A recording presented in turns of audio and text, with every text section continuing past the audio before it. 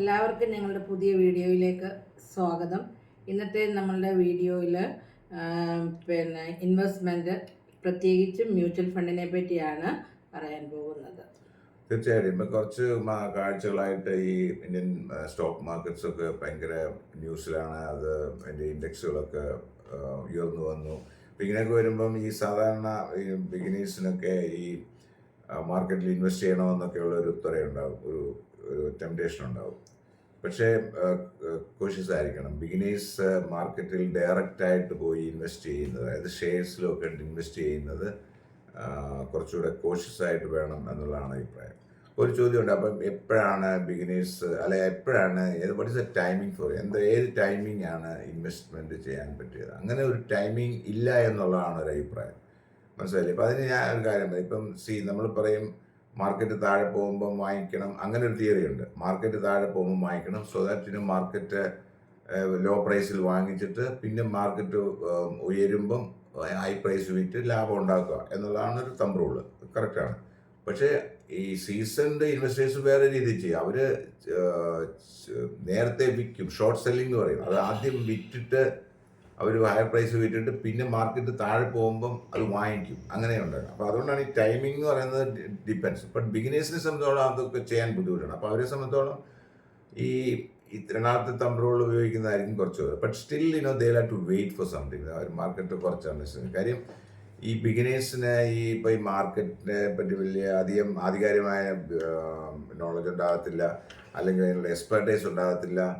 അതുപോലെ അവർ അത്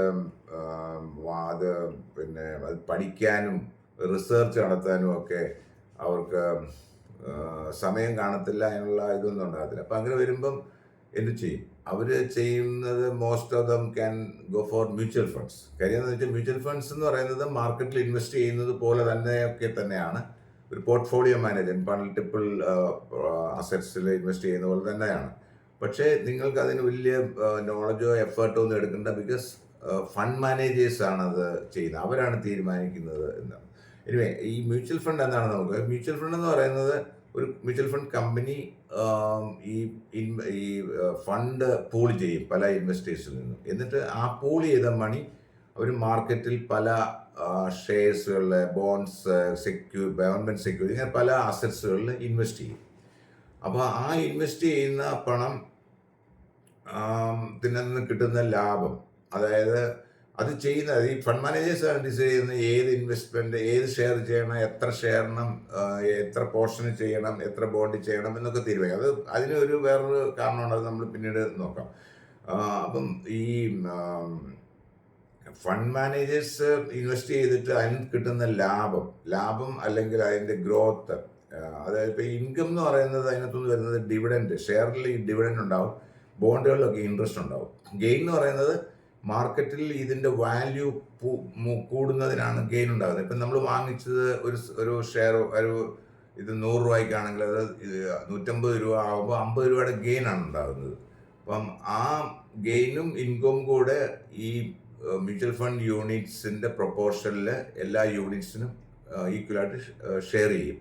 അതാണ് മ്യൂച്വൽ ഫണ്ട് അതിൻ്റെ ഗ്രോത്ത് എന്ന് പറയുന്നത്. അപ്പോൾ ഈ മ്യൂച്വൽ ഫണ്ടിൻ്റെ യൂണിറ്റ്സിന് ഒരു പ്രൈസിംഗ് ഉണ്ട്. അതിന് നെറ്റ് അസറ്റ് വാല്യൂ എന്നാണ് പറയുന്നത്, NAV എന്ന് പറയും.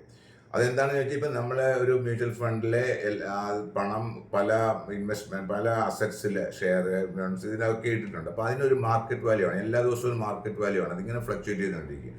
ആ ടോട്ടൽ വാല്യൂ, മാർക്കറ്റ് വാല്യൂ, ആ അസറ്റ്സ്, ഇത് ഇൻവെസ്റ്റ് ചെയ്ത അസറ്റ്സിനെ ടോട്ടൽ യൂണിറ്റ്സിന് ഡിവൈഡ് ചെയ്യുമ്പോഴാണ് NAV പെർ യൂണിറ്റ് കിട്ടുന്നത്. അപ്പം ഇപ്പോൾ ഒരു ക്വസ്റ്റ്യൻ വരുന്നത്, ഈ ബിഗിനേഴ്സിന് പറ്റിയ ഒരു ഇൻവെസ്റ്റ്മെൻറ്റ് ഉപാധിയാണോ മ്യൂച്വൽ ഫണ്ട്? സത്യം പറഞ്ഞാൽ മ്യൂച്വൽ ഫണ്ട് ഇൻവെസ്റ്റ് ചെയ്യുന്നത് ബിഗിനേഴ്സ് മാത്രമൊന്നുമല്ല, എല്ലാ ഇൻവെസ്റ്റേഴ്സും, അതായത് സീസൺഡും അല്ലാത്തവരും എല്ലാം മ്യൂച്വൽ ഫണ്ടിൽ ഇൻവെസ്റ്റ് ചെയ്യും. പക്ഷേ ബിഗിനേഴ്സിനുള്ളൊരു ഗുണം എന്താണെന്ന് വെച്ചാൽ, ഇപ്പോൾ പലർക്കും ഇപ്പം നമ്മളുടെ പണമുണ്ട്, അത് ഇൻവെസ്റ്റ് ചെയ്യണമെന്നുണ്ടെങ്കിൽ ആദ്യം ആലോചിക്കുന്ന ഫിക്സഡ് ഡിപ്പോസിറ്റാണ്. അപ്പം അത് വളരെ സേഫാണ്, പക്ഷേ വളരെ ലോ ഇൻകം റിട്ടേൺ ആണ്. പിന്നെ ഗോൾഡ് ചെയ്യും ആൾക്കാർ, അതിനൊക്കെ ഒരു ലിമിറ്റും ഒക്കെ ഉണ്ട്. പിന്നെ റിയൽ എസ്റ്റേറ്റിൻ്റെ ഒരു പ്രയാസം എന്ന് പറഞ്ഞാൽ ലിക്വിഡിറ്റി പ്രശ്നമാണ്. നമുക്ക് വേണ്ട സമയത്ത് നമുക്ക് ലിക്വിഡാക്കി അത് ക്യാഷാക്കി മാറ്റാൻ പറ്റുമോ എന്ന ഒരു പ്രശ്നമുണ്ട്.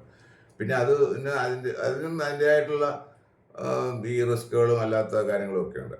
പക്ഷേ ഈ അവൻ ഈ മാർക്കറ്റിൽ ഇൻവെസ്റ്റ് ചെയ്യണം എന്ന് വരുമ്പം ഈ ബിഗിനേഴ്സിനുള്ള ഇതില്ലാന്ന് നമ്മൾ പറഞ്ഞു. അപ്പോൾ അങ്ങനെയാണ് ഈ മ്യൂച്വൽ ഫണ്ട്സ് ഇൻവെസ്റ്റ് ചെയ്ത് അത് അവരുടെ പ്രൊഫഷണൽ എക്സ്പെർട്ടൈസ് വെച്ചിട്ട് അവർ ഇൻവെസ്റ്റ് ചെയ്ത് അതിനകത്തുനിന്ന് ലാഭം ഉണ്ടാക്കി യൂണിറ്റ്സിന് കൊടുക്കുന്നത്. അപ്പം നമ്മളിപ്പോൾ ഇങ്ങനെ ഒരു ചോദ്യം ചോദിക്കുമ്പോൾ ആർക്കാണ് ഇപ്പം എങ്ങനെയാണ് ഇപ്പം മ്യൂച്വൽ ഫണ്ട് മാനേജേഴ്സ് ഇതൊക്കെ തീരുമാനിക്കുക എവിടെ ചെയ്യണം എപ്പം ചെയ്യണം എന്നൊക്കെ. പക്ഷേ ഏത് മ്യൂച്വൽ ഫണ്ട് തിരഞ്ഞെടുക്കണം എന്നുള്ളൊരു ചോദ്യമുണ്ട്. അത് എടുക്കണമെന്നുണ്ടെങ്കിൽ അതിപ്പം ബിഗിനേഴ്സ് ആയാലും ആ ഒരു തീരുമാനം എടുക്കണം. അപ്പോൾ അതിന് ചില ഐഡിയാസ് ഉണ്ട്. അതായത് പലതരം വേരിയൻ്റ് മ്യൂച്വൽ ഫണ്ട് പല തരമുണ്ട്. അപ്പം അതിനകത്ത് വളരെ ബ്രോഡായിട്ടുള്ള ഒരെണ്ണം 2 തരം പറയാം. ഒന്ന് ഗ്രോത്ത് ഫണ്ട് എന്ന് പറഞ്ഞാൽ അത് നന്നായി ഭയങ്കരമായിട്ട് ഗ്രോ ചെയ്യുന്നതാണ്. പക്ഷെ അതുപോലെ റിസ്ക്കും ഉണ്ടാവും. അപ്പോൾ ഈ ഷെയറുകളെല്ലാം എന്താ ചെയ്യുന്നത്, ഈ ഫണ്ടുകൾ എന്താ ചെയ്യുന്നത്, കൂടുതലും 100% അല്ലെങ്കിൽ മെജോറിറ്റി ഓഫ് ഷെയറുകളിലാണ് ഇൻവെസ്റ്റ് ചെയ്യുന്നത്. അപ്പോൾ അതിന് റിസ്ക് ഉണ്ട്, പക്ഷേ അതുപോലെ ഗ്രോത്തും ഉണ്ടാവും. അപ്പോൾ അങ്ങനെയുള്ള ഫണ്ടുകൾ തിരഞ്ഞെടുക്കാം. ഇനി അതെല്ലാം നിങ്ങൾക്ക് മോഡറേറ്റ് റിട്ടേൺ മതി, പക്ഷേ അതുകൊണ്ട് മോഡറേറ്റ് റിസ്ക് എടുക്കാൻ തയ്യാറുള്ളൂ. അങ്ങനെയുള്ള ഒരു പ്രൊഫൈലാണ്, അങ്ങനെയുള്ള ഒരു ആപ്റ്റിറ്റ്യൂഡുള്ള ആളാണെങ്കിൽ പിന്നെ ഈ ബാലൻസ്ഡ് ഗ്രോത്ത് ഫണ്ട് അങ്ങനെ എടുക്കും.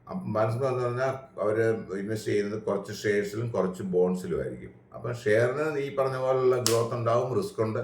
ബോൺസ് അത് കുറച്ച് അതിനെ ബാലൻസ് ചെയ്യും. അപ്പം ബോൺസിൻ്റെ റിട്ടേൺ വളരെ കുറവായിരിക്കും, പക്ഷേ അതിനകത്ത് സ്റ്റേബിളാണ്, അതിനകത്ത് വലിയ ഫ്ലക്ച്വേഷൻ ഒന്നും ഒട്ടും ഉണ്ടാകത്തില്ല. അപ്പോൾ അത് സേഫാണ്. അപ്പോൾ അങ്ങനെയുള്ള ഫണ്ട്.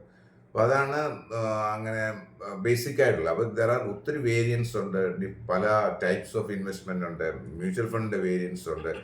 അപ്പം അത് ഏത് മ്യൂച്വൽ ഫണ്ട് എങ്ങനെ തിരഞ്ഞെടുക്കണം, ഏത് ഇൻവെസ്റ്റ്മെൻറ്റ് തിരഞ്ഞെടുക്കണം, ഇതിൻ്റെ പ്രോസ് ആൻഡ് കോൺസ് എന്താണ്, ഇതിനെപ്പറ്റി ഞങ്ങൾ പുതിയ വീഡിയോകളുമായിട്ട് വരുന്നതാണ്. അതുവരെ എല്ലാവർക്കും നമസ്കാരം.